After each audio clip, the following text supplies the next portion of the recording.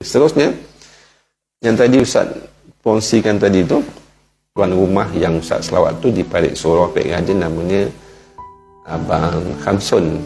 Khamsun. Ustaz makan dengan dia semalam. Dia cerita lupanya dia adalah dia bekas penyakit kanser, bekas pesakit kanser stage 4 sampai dah pecah dalam badan dia tinggal tulang dengan kulit, dah teruk sangat, kemo dah 7 kali. Lepas tu doktor nak sambung lagi 12 kali, dia tak sanggup, dia tak nak, badan dia dah kering kan.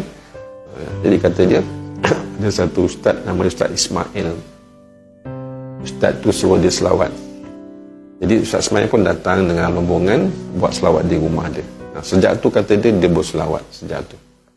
Selawat banyak-banyak. Dia kata kesan dia berselawat tu lah akhirnya hari ni dia sihat. Semalam Ustaz makan dengan dia selera makan, badan dia dah berisi dah. Dia kata berkat selawat Ustaz. Dahsyat selawat tu. Selawat tu ubat. Ubat. Itu salah seorang lah kawan kita yang berkongsi semalam tu.